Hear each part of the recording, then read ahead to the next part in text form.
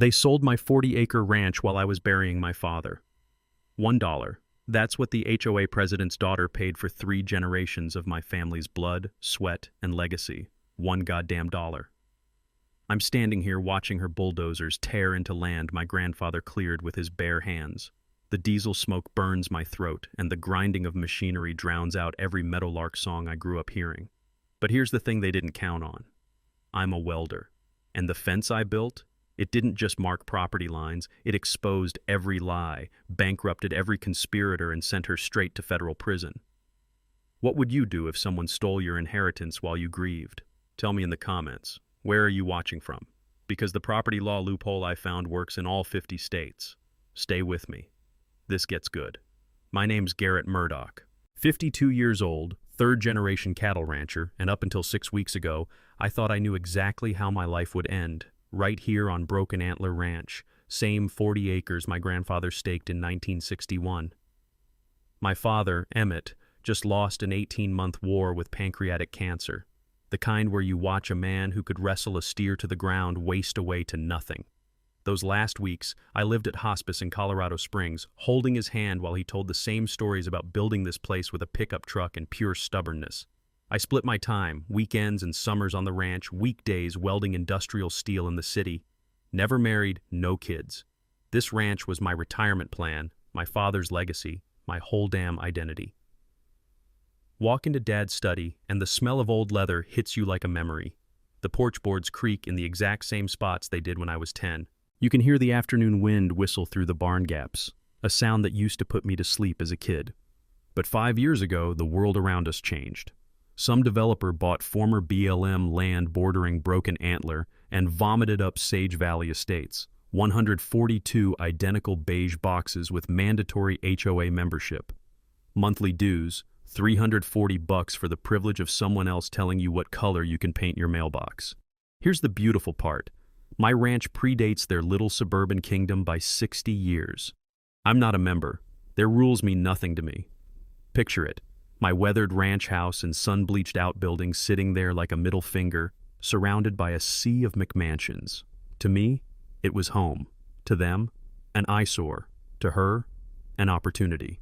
Delphine Arquette, 58, HOA president for 3 years and counting.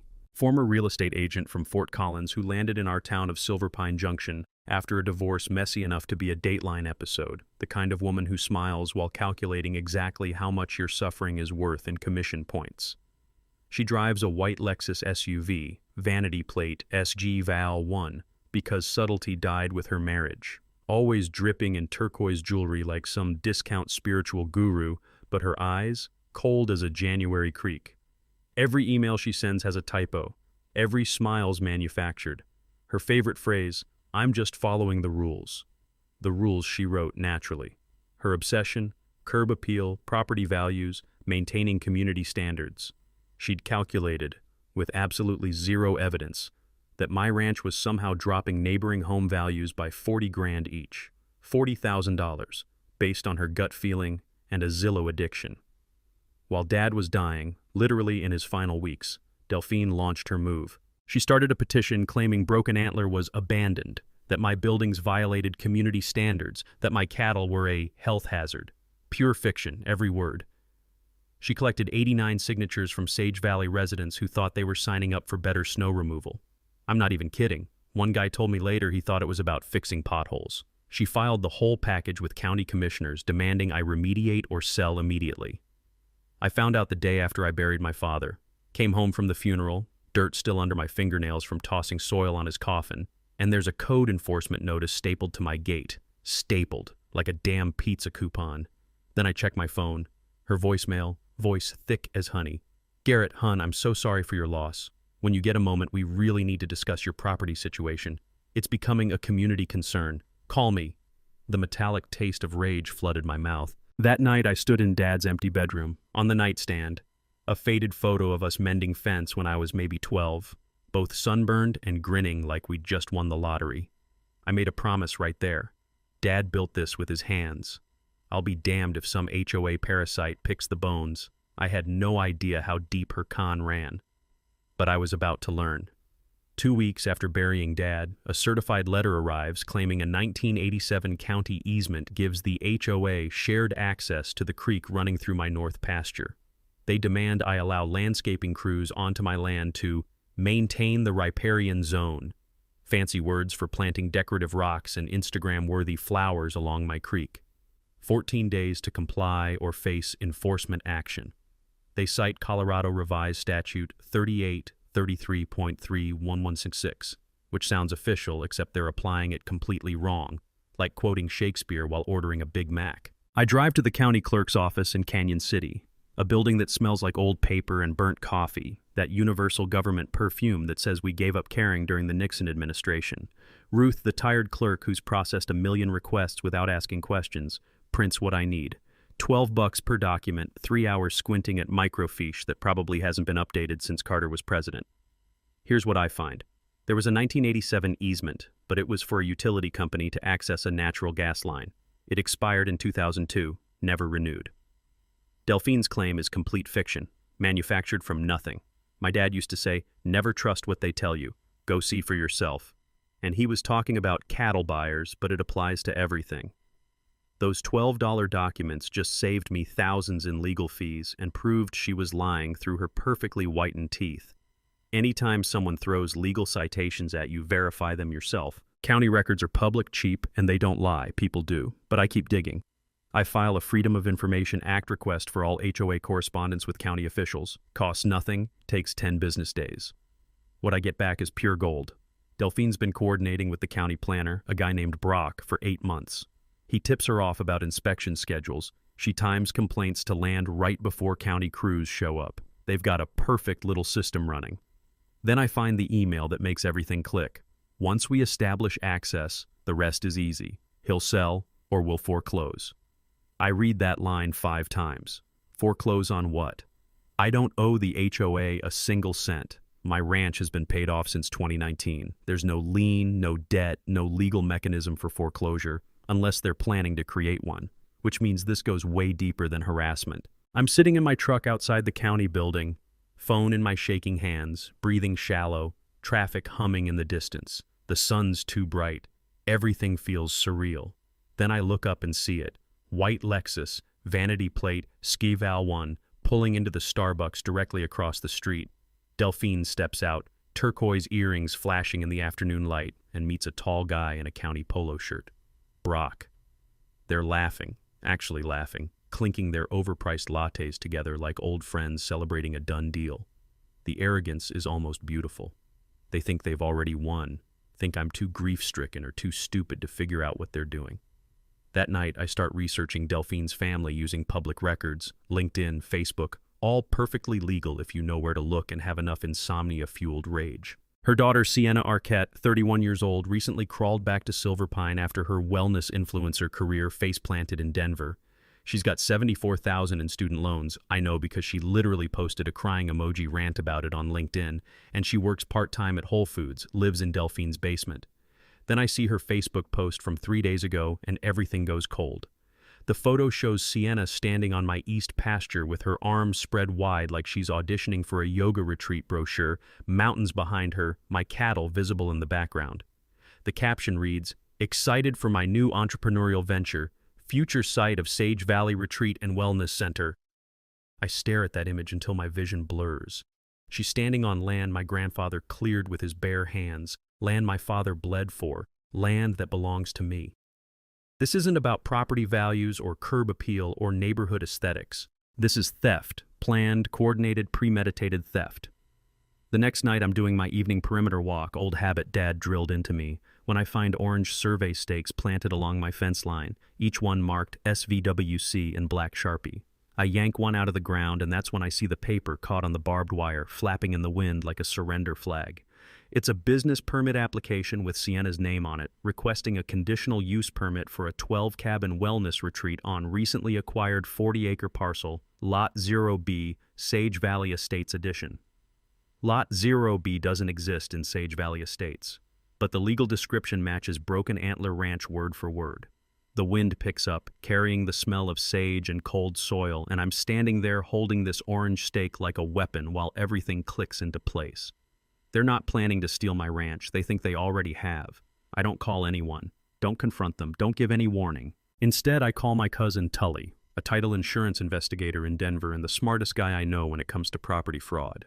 His advice is simple and surgical. Don't tip your hand. If they think you're clueless, they'll keep moving forward and they'll get sloppy. Overconfident people always do. Document everything. Photos, dates, witnesses. Build a timeline so airtight they can't wriggle out. That night, I clear a corner of the barn and pin documents to the plywood walls, connecting names and dates and transactions with red string. Email printouts, survey stake photos, permit applications, the fake easement letter, Sienna's Facebook post printed in full color. My war room is born. If they want Broken Antler, they'll have to go through me, and I'm done playing defense. They're out there right now laughing over coffee, thinking this is already finished, completely unaware of what's coming for them. I start checking county records every morning, 7 a.m., coffee in one hand, mouse in the other. Day 23 after Dad's funeral, something new appears. Quit claim deed, Emmett J. Murdoch, deceased, to Sage Valley Estates, HOA, trustee for community benefit, $1 consideration, filed by Delphine Arquette as HOA authorized agent. They forged my dead father's signature and sold his ranch for $1. The notary stamp is from a UPS store in Pueblo, 60 miles away. My hands shake so hard I nearly drop the phone. Here's what most people don't know about quitclaim deeds. They transfer ownership without guaranteeing the person signing actually owns the property. They're legitimate tools for divorces and family transfers, but they're also perfect for fraud because county clerks don't verify signatures. They just record what you file. It's a filing system, not fraud detection. Delphine exploited the gap between Dad's death and probate clearing, which takes 6 to 12 months in Colorado. She bet I'd be too grief-stricken to check records. She almost won that bet. I've got 120 days from filing to challenge it in court. I've already burned 3 weeks. I drive to the Pueblo UPS store, tucked between a vape shop and a seasonal tax office. The kid behind the counter, name tag says Braxton, barely glances at the deed. Yeah, we do notaries. $15. Quit claim deeds? People just bring them in and we stamp them. We're not lawyers. Security cameras? 30-day loop. 5 weeks ago, already erased. That night, I spread every document with Dad's signature across the barn workbench. His will, medical power of attorney, bank statements. 23 samples. I photograph the forged deed signature and use a free overlay tool to compare them. The differences scream fraud. Dad's real signatures from his final year are shaky, inconsistent, tremors from chemo. The forged signature is smooth, confident, perfect. Whoever did it was healthy and stupid enough to make it look too good. I take everything to Deputy Lang at the sheriff's office. He listens, sighs, leans back in his chair. Son, this is civil. Property dispute. We don't handle forgery on deeds unless the DA gets involved, and the DA won't touch it without a lawyer pushing. I've got photo evidence, handwriting analysis, a clear pattern. Doesn't matter. I believe you, he says, but you need a lawyer. I scrape together $2,500, my entire savings cushion, and hire Margot Vreeland. She works out of a small Colorado Springs office that smells like old books and quiet determination. Sharp, late 40s, no nonsense. She reviews everything in 30 minutes. Good news, this deed is legally worthless. Any competent judge will void it. Bad news, unwinding it takes time and money. Court filings, depositions, expert witnesses, $40,000 in legal fees, 18 months minimum. I don't have $40,000. She sees it on my face. There's another way. We let them think they've won, let them keep digging their hole deeper, then document their fraud in real time and hit them all at once. Riskier, but cheaper and more effective. She pulls up databases I didn't know existed. Look at this. Delphine's HOA paid your property taxes for first quarter, January through March. I ask why. She thinks paying someone's taxes strengthens ownership claims. In some states, if you follow specific procedures and wait 3 to 5 years, it can lead to ownership through tax lien foreclosure. But she skipped every required step, just paid directly to the county, basically donated $1,500 for no legal benefit. 2 days later, an eviction notice is taped to my door. Notice to vacate. As of deed transfer dated X, you are residing on HOA property without authorization. Vacate within 72 hours or face removal. Signed by Delphine. Handwritten postscript in blue pen. P.S. We're happy to discuss purchase of your equipment and livestock at fair market value. Let's end this amicably. The audacity is almost beautiful. I don't respond, don't call, don't give her the satisfaction. Instead, I call Rafe, a welder buddy I've known 15 years, a guy who can make steel do impossible things. I need a fence, I tell him. Wrought iron, 12 feet tall, with a message she'll never forget. Long pause. Then Rafe laughs. What kind of message? I'm already sketching on a napkin. Decorative metalwork, legal citations worked into the design. The kind that reminds her every single day exactly what law she broke. The kind she'll see from her kitchen window for the rest of her miserable life. When do we start? This weekend. If Delphine wants a war, I'll give her one she can see from space. Rafe shows up at dawn Saturday with his truck loaded with steel and a grin that says he knows exactly what beautiful chaos we're about to create. 2 full days, 1,200 linear feet of fence along the property line, wrought iron, powder-coated matte black, posts sunk 4 feet deep. Every measurement code compliant, every permit filed and approved. But every 50 feet, the decorative metalwork spells out CRS 185102, Colorado's forgery statute. The top rail has twisted steel with subtle barbed points, purely decorative, completely legal. Cost $18,000. Every penny of my remaining savings. Worth it. The post driver's rhythmic clang echoes across the valley. Hot metal and welding flux mix with crushed prairie grass. Rafe's torch throws blue-white sparks like fireflies. By Sunday evening, Sage Valley residents gather across the street, phones out, filming. The fence rises like iron teeth against the sunset.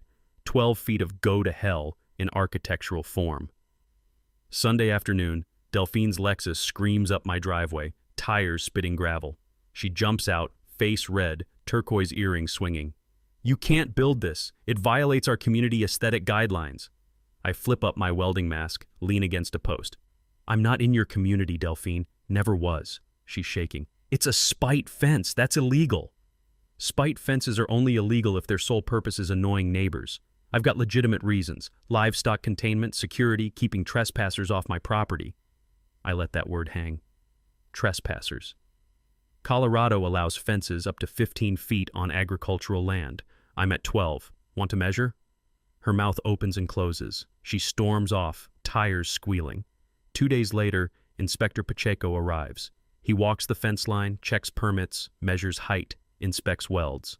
It's not blocking sight lines, it's entirely on your property, and honestly, gorgeous work. He shakes my hand. Delphine watches from her Lexus 50 yards away, taking photos.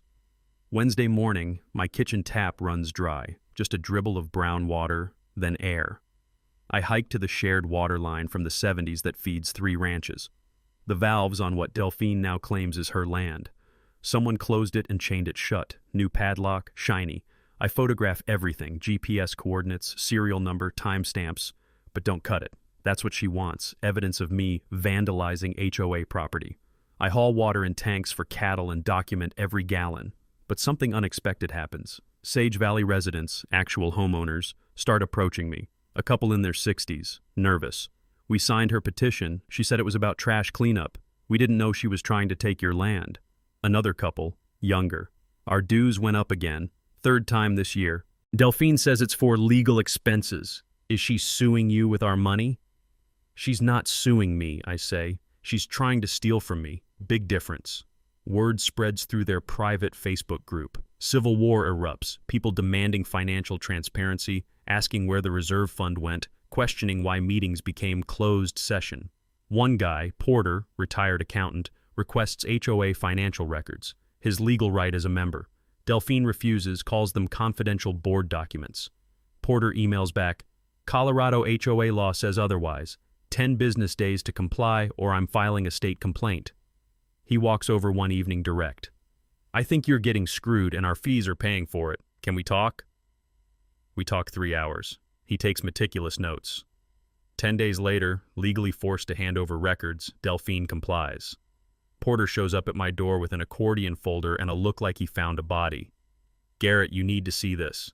But before we dig in, Friday morning my cattle are gone. All 11 head, gate wide open, deep tire ruts in mud from yesterday's rain leading to the county road. I call Deputy Lang, file a report. Any idea who'd steal your cattle? I've got a theory. My fence cameras, motion-activated, night vision, show 2:47 a.m. footage. 3 people herding cattle into a trailer. One is clearly Sienna. Teal Tacoma, Namaste bumper sticker visible under floodlight.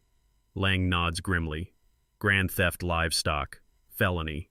But he needs to build the case. Interview witnesses, process evidence. Translation, a week or 2 minimum.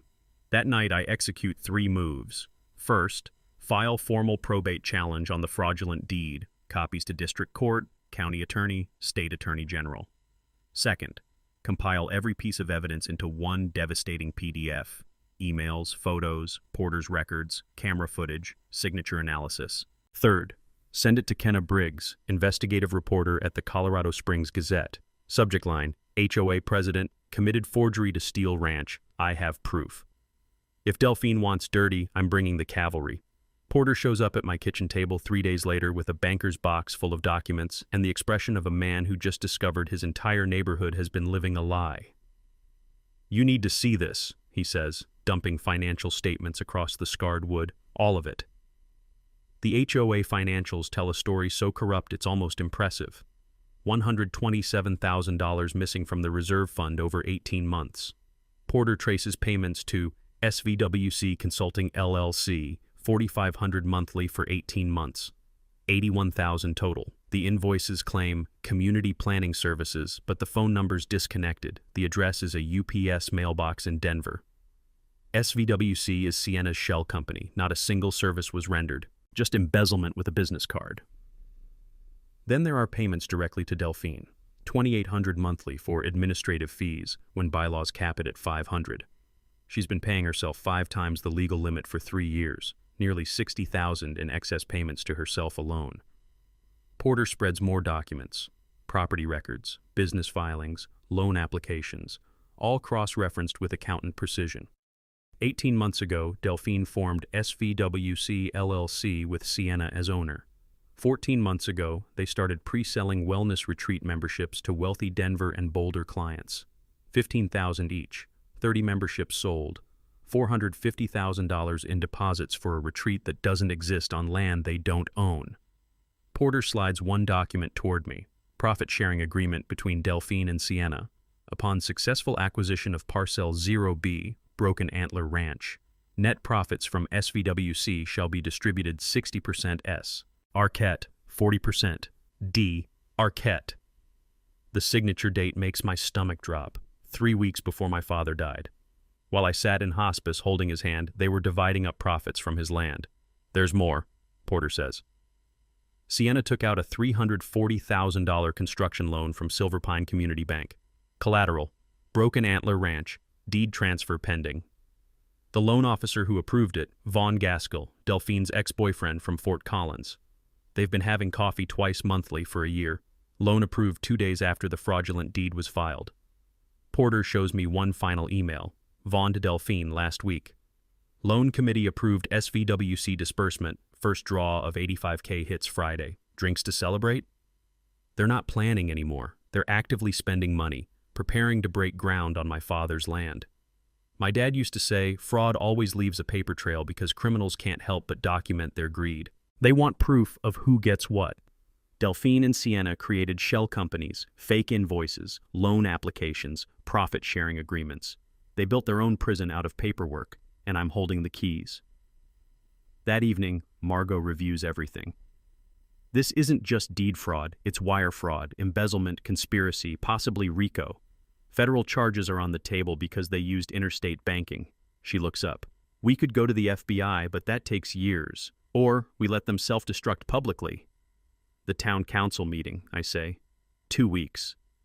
Give her a stage, let her think she's won, then pull back the curtain. Porter finds one more email.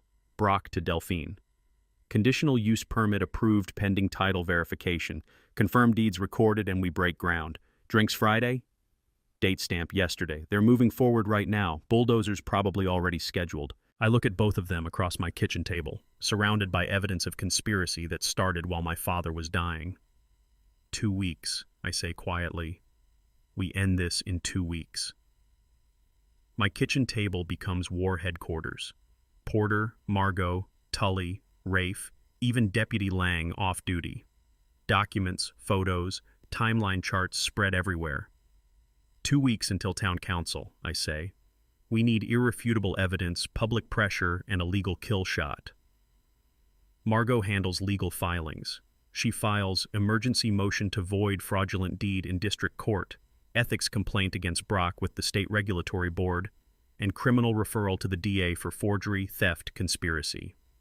We're building a legal avalanche, she explains. Even if one filing fails, 3 others are right behind it. When fighting fraud, you file everything, everywhere. State court, federal agencies, professional licensing boards. Cast a wide net and something will stick. Porter dives into financial forensics. He subpoenas bank records through Margot's court filings and discovers Delphine moved $89,000 from HOA reserves into her personal account, then to Sienna. Transaction memo, loan repayment. But no loan agreement exists. He also finds Vaughn received a $12,000 consulting fee from SVWC LLC the same week he approved Sienna's loan. Porter compiles a 47-page financial report with color charts simple enough for anyone to understand. Following the money becomes crystal clear when you see it mapped out visually. I contact Kenna Briggs, investigative reporter at the Colorado Springs Gazette. She's skeptical at first. HOA disputes are usually petty nonsense. I hand her Porter's report, deed documents, the email trail. Her eyes widen as she flips through pages. This is organized crime dressed as suburban governance. She agrees to investigate with one condition: exclusive story rights. Fine, I tell her. But we break it at town council. Live.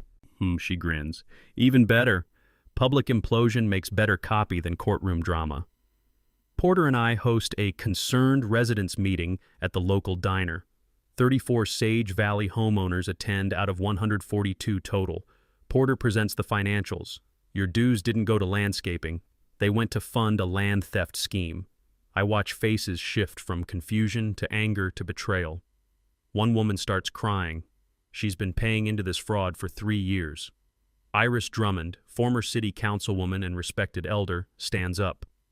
I've dealt with corrupt officials before. You need a recall petition. Fast. Colorado HOA law, 25% of members can force a recall vote. We need 36 signatures. Porter and Iris canvass the neighborhood over 3 days, knocking on doors, showing documentation, answering questions. They secure 52 signatures, well over the minimum. Recall petition filed, demanding removal of Delphine, full financial audit, new board election. Delphine's panicked email to residents follows within hours. This recall is a vindictive attack by an outsider who refuses to respect community standards. But the damage is done. Residents are asking questions she can't answer. Tully discovers the nuclear option buried in public records. The original 2018 HOA incorporation documents contain an error, wrong legal description for community boundaries. Result: 16 homes, including Delphine's, are technically outside HOA jurisdiction. Meaning she's been collecting dues from people who legally aren't members, Tully explains. Meaning she has no authority to act as HOA president. HOA incorporation documents are public record, and errors in legal descriptions can void entire governance structures. Always verify your HOA's foundational documents. Most people never do, and that's where these scams hide. Rafe returns to the ranch with a metal detector, sweeping the area where survey stakes were planted. He finds buried markers labeled SVWC, dated before the fraudulent deed was filed. They were planning construction before they legally owned the land. I photograph everything, log GPS coordinates, add it to the evidence pile that's growing taller each day. Margot prepares the backup plan, our insurance policy if everything falls apart. If town council goes sideways, we have this. She shows me a federal civil RICO lawsuit, Racketeer Influenced and Corrupt Organizations Act. Defendants: Delphine, Sienna, Vaughn, Brock.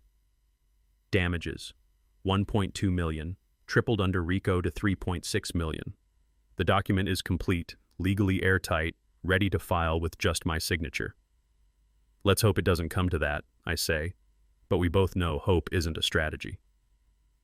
Late night, alone, I walk to Dad's grave on the north pasture. Cold wind cuts through my jacket, scent of sage heavy in the air, stars infinite overhead.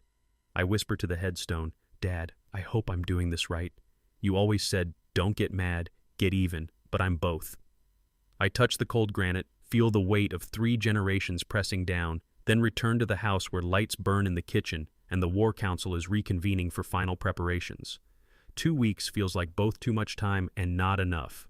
With the recall petition filed, Delphine launches full offensive. She hires a crisis PR firm from Denver, $8,000 paid from HOA reserves, and the strategy is simple: destroy my credibility before town council. Email blast to all Sage Valley residents, plus town officials. Garrett Murdoch is mentally unstable, dangerous, potentially violent.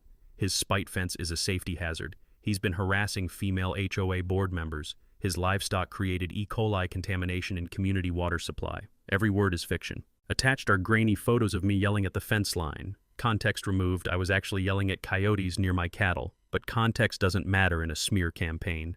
Delphine approaches Porter privately at a coffee shop. I only know because Porter records everything on his phone now. She slides an envelope across the table. $15,000 in cash. Handwritten note: drop the recall, forget what you saw, everyone wins. Porter, still recording: you're trying to bribe me? Delphine: I'm offering compensation for your time. You've been misled by Garrett's vendetta. Porter pretends to consider it, then gives the recording to Margot within the hour.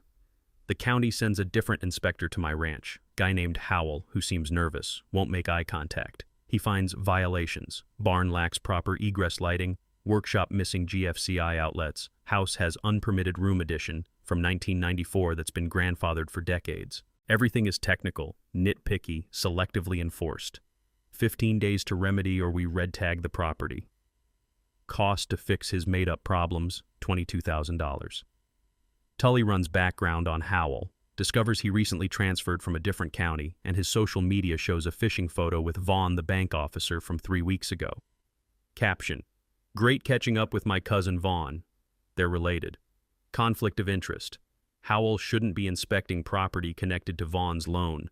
Margot files an ethics complaint immediately. Delphine contacts local TV, offers exclusive interview about dangerous rancher terrorizing peaceful suburban community. The station sends a producer named Lyle who does basic fact-checking, discovers I have 0 criminal record while Delphine's financial irregularities are public record. Lyle calls her back. We're not running this, but we are investigating the HOA embezzlement angle. She hangs up. Sienna files a police report claiming my fence gave her severe lacerations while she was jogging nearby. Photos submitted: bandaged arm, blood on clothing. Problem: the fence has no sharp edges and it's 12 feet tall. No one touches it while jogging. Deputy Lang interviews her. How exactly did you cut yourself? Sienna, flustered. I climbed over to retrieve my dog's ball. Lang: so you trespassed onto posted private property and injured yourself? Case closed. No charges against me. Anonymous letters start arriving at my ranch. No return address. Drop the lawsuit or your ranch burns. Accidents happen to cattle all the time. You're in over your head, old man. I give them to Lang, who sends them to the FBI, threatening interstate commerce as federal. Handwriting analysis matches samples from Delphine's HOA correspondence. The Sage Valley Facebook group completely implodes. Residents split into camps, Team Delphine shrinking daily, Team Garrett growing, and a middle group of terrified people who just want it to end. Arguments get so heated, the admin shuts down the entire group. Delphine schedules emergency HOA board meeting 3 days before town council. Agenda: authorize $75,000 legal fund to defend HOA against Garrett's frivolous lawsuits. Her puppet board members vote 4-1 to approve. The dissenting vote comes from Cleo, a newer member who's been reading Porter's reports. She stands, voice shaking. This is insane. We're funding a crime with our own money. Delphine: you're out of order. Sit down or you're removed from the board. Throughout all this, the smears, the bribes, the threats, the fraudulent inspections, I don't retaliate. No angry posts, no confrontations, no vandalism. I document everything, stay quiet, let her dig deeper. Rafe visits one evening, finds me in the barn, organizing evidence files. How are you not losing your mind, he asks. I look at the timeline pinned to the wall, the red strings connecting every lie, every crime, every co-conspirator. Because in 72 hours, the whole town watches her lose hers. 72 hours before town council, I execute final reconnaissance. Tully and I stake out Sienna's wellness center construction site, my land, according to their fake deed. Construction crew is already breaking ground, excavators digging foundation, cement trucks on standby. The foreman, unaware he's building on stolen property, tells us, "Yeah, permits all cleared. Owner said it's her family land." I photograph everything, equipment serial numbers, crew names, progress. The permit sign lists Vaughn's Bank as primary lender. Porter monitors HOA bank accounts. He has access as a member who requested records. Discovery: Delphine just transferred another $28,000 to a legal defense fund. But the payment goes to a shell company, not a law firm. Porter traces it, registered in Wyoming, a privacy haven, with Sienna's ex-boyfriend listed as agent of record. The money's being laundered out before anyone can freeze accounts. Every transfer, every shell game, gets documented and added to our evidence. Kenna Briggs publishes her preview article in the Gazette. HOA president faces fraud allegations. Carefully worded, legally vetted, focused on public records, missing funds, questionable deed, recall petition.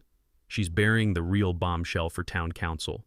The article goes regional within hours. Denver stations pick it up.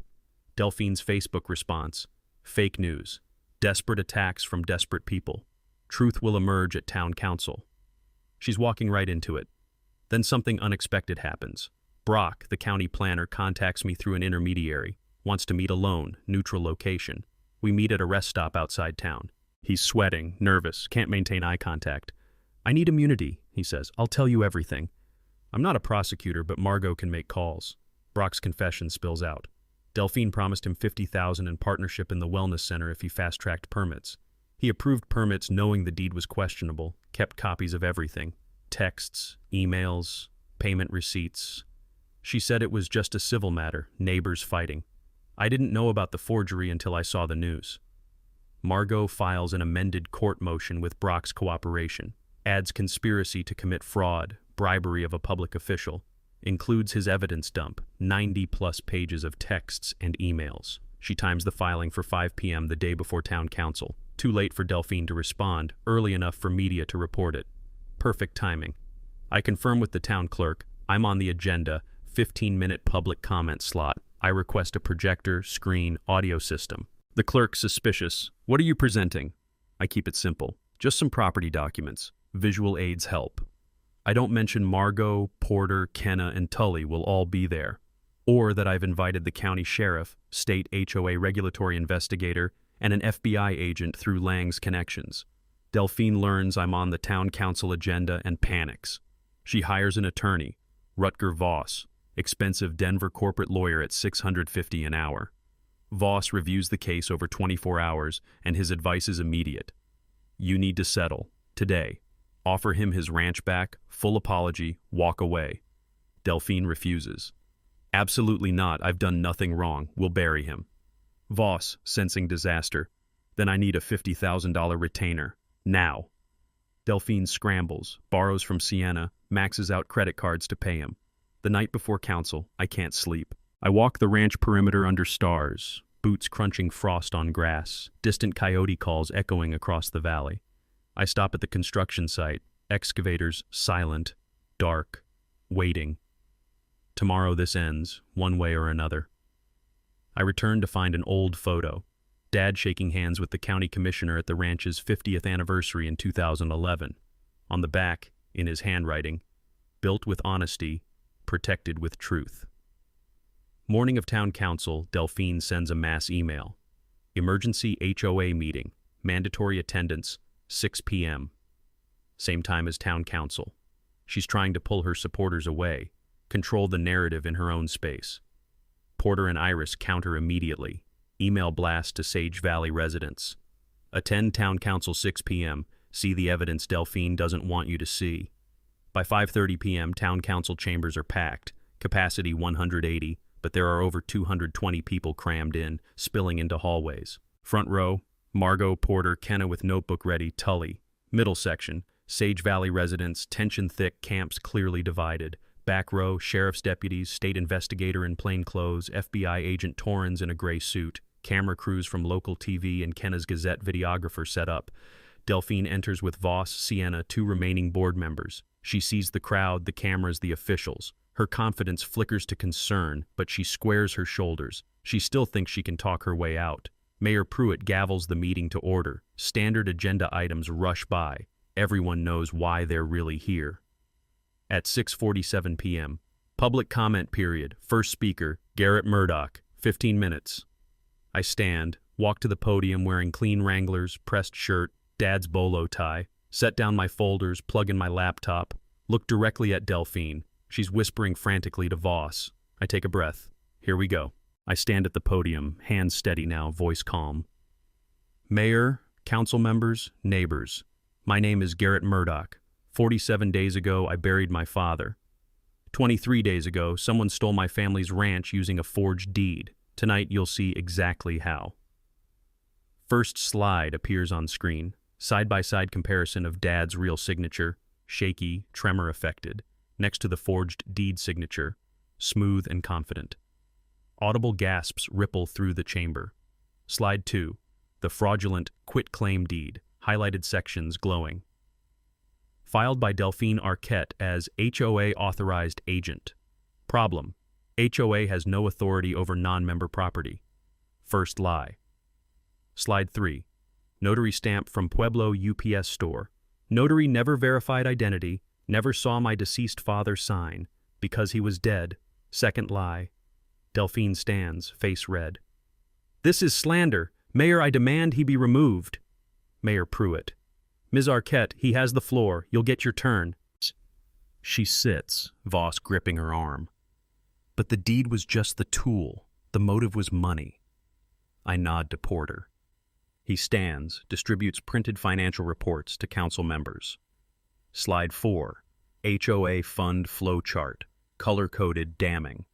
Porter presents $127,000 diverted from reserves over 18 months. Destinations: Sienna Arquette's shell company, Delphine's personal account, payments to co-conspirators. Slide 5. Bank statements, highlighted transactions. Slide 6. Email thread between Delphine and Brock. I read aloud. Once we establish access, the rest is easy. He'll sell or we'll foreclose. Sent 3 weeks before my father died. Angry murmurs erupt. Several Sage Valley residents stand, shouting at Delphine. Mayor Pruitt gavels for order. You don't have to take my word. Brock stands from the back, walks forward, visibly shaking.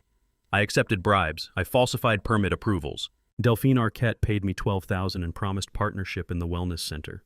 I have every text, every payment, every lie. He places a USB drive on the council desk. It's all here. Voss whispers urgently to Delphine. Don't say anything, not a word. But she can't help herself. She stands, voice shrill. He's lying. Brock is lying to save himself. This is a conspiracy against me. I stay calm. Then explain this. Slide 7. Construction site photos, excavators on my land. Slide 8. Sienna's social media. Future home of Sage Valley Wellness Center, geotagged on my property. Slide 9. Bank loan documents. $340,000 using Broken Antler Ranch as collateral, approved by Vaughn Gaskell. Your daughter took a loan against property you didn't own, approved by your ex-boyfriend, to build a business selling memberships worth $450,000. That's not an HOA dispute. That's organized fraud. Sheriff's deputy stands. Ms. Arquette, we need you to come with us. FBI agent Torrens rises.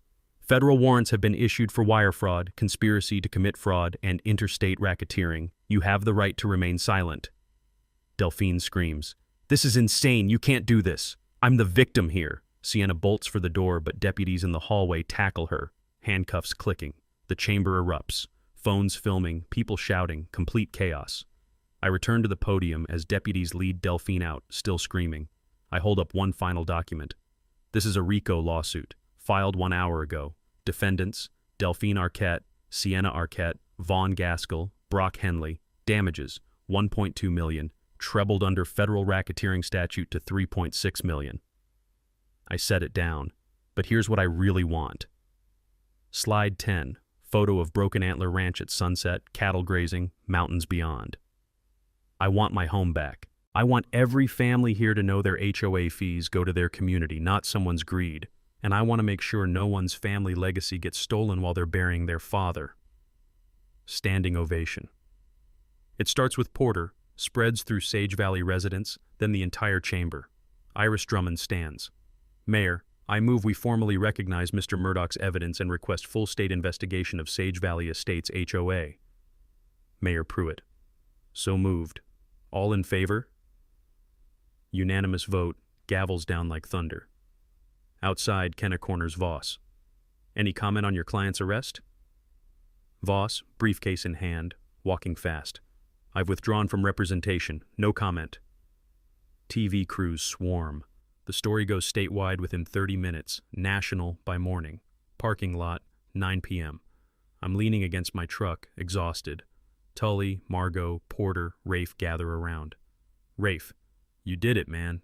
You actually did it. I look toward the ranch, visible on the horizon, fence lights glowing. We did it. And I think, Dad, we protected it. The way you taught me. Criminal proceedings move fast. Delphine and Sienna held without bail. Flight risk. Vaughn flips, agrees to testify in exchange for reduced charges. Brock enters plea deal. 18 months probation, $50,000 fine, permanent ban from public service. The fraudulent deed is voided by emergency court order, my ownership restored same day. Title insurance pays $127,000 to the HOA for stolen funds. Emergency board election follows within weeks. Porter elected president, Iris vice president, Cleo treasurer. New board implements immediate reforms. All financial transactions require dual approval. Monthly public reports posted online. Dues reduced from $340 to $185 monthly. Turns out half the expenses were fabricated. Community vote now required for any legal action over $5,000. Good HOA governance is simple. Transparency, checks and balances, member control. If your HOA resists these basics, that's your red flag. The Wellness Center scam unravels completely. Pre-sold memberships, $450,000 total, trigger lawsuits from 30 Denver and Boulder clients. Court appoints receiver to liquidate SVWC assets. Empty LLC, 1 Teal Tacoma, office furniture. Victims form class action. Settlement involves seizing Delphine and Sienna's personal assets, Delphine's Lexus, even Sienna's Instagram account with 47,000 followers gets monetization rights sold. I used the RICO settlement, $1.8 million after legal fees, to restore the ranch. New barn, modern and solar-powered. Upgraded fencing throughout the property, though I keep the spite fence as a monument. I hire 2 part-time ranch hands, local veterans needing work. The sound of hammers on new barn framing, smell of fresh-cut pine, laughter of the work crew. The ranch feels alive again. I plant an oak tree at Dad's grave with a plaque. Emmett Murdoch, 1947 to 2025. Built with honesty, protected with truth. 4 months after town council, I established the Emmett Murdoch Legacy Fund with a $400,000 endowment. Purpose: legal aid for families fighting HOA fraud, property theft, elder financial abuse. Partnership with Colorado Legal Aid Society. First year helps 12 families across the state reclaim stolen property, fight illegal foreclosures. If you suspect HOA fraud, organizations like this exist. Document everything, reach out, you're not alone. Sage Valley transforms. With Delphine gone, neighborhood culture shifts entirely. The annual Broken Antler BBQ becomes tradition. I host over 200 neighbors on the ranch each summer. Former Team Delphine members apologize privately. I accept gracefully, no grudges. One couple who signed the original petition donates $5,000 to the Legacy Fund as penance. The smell of mesquite smoke, sound of kids playing by the creek, taste of slow-cooked brisket. This is what community should feel like. Kenna Briggs and I stay in touch. Coffee becomes dinner, becomes something more. Turns out investigative reporters appreciate a solid document trail. We're seen together at town events, and yeah, there's something there. Not rushed, not the focus, but real. 8 months later, sentencing day arrives. Delphine gets 7 years federal prison, $2.1 million in restitution. Sienna receives 4 years, $890,000 restitution, barred from financial services forever. Vaughn gets 2 years, $340,000 restitution, banking license revoked permanently. I attend sentencing, say nothing, leave quietly. I modify the spite fence one final time, add educational plaques every 100 feet explaining Colorado property law, HOA rights, fraud prevention. It becomes an informal teaching tool. Property law students visit, journalists stop by, curious neighbors read and learn. Local college uses it for real estate law classes. The story goes viral beyond Colorado. YouTube channels cover it, and I give one exclusive interview to an ethical creator. It inspires HOA reform legislation in 40-plus states. The Murdoch Standard enters legal vocabulary. Document everything, follow the money, force public accountability. 1 year after that town council meeting, I stand at the same fence line where this all began. But now, cattle graze peacefully. The new barn gleams in afternoon sun, neighbors wave from the trail. I'm holding coffee Kenna made before heading out to cover another story. The ranch survived. Dad's legacy stands. I look at the fence, at the land beyond, at the mountains catching sunset light. They thought stealing my home would be easy. Turns out some things are worth fighting for. And when you fight clean, with truth and patience, you don't just win, you build something better. If you've got an HOA nightmare story, drop it in the comments. Let's shine light on these abuses. And if this meant something to you, hit subscribe. We're not done fighting for the little guy. I walk toward the house, silhouette against golden hour, the fence inscription visible behind me. CRS 18-5102. The Emmett Murdoch Legacy Fund has helped 47 families reclaim $8.3 million in stolen property. The fight continues. Thank you for tuning in to HOA Stories, where neighbors stand up against HOA Karens and karma comes a-knocking. If you like this story, hit that like button, share your thoughts below, and subscribe for more HOA tales and real-life neighborhood drama each week.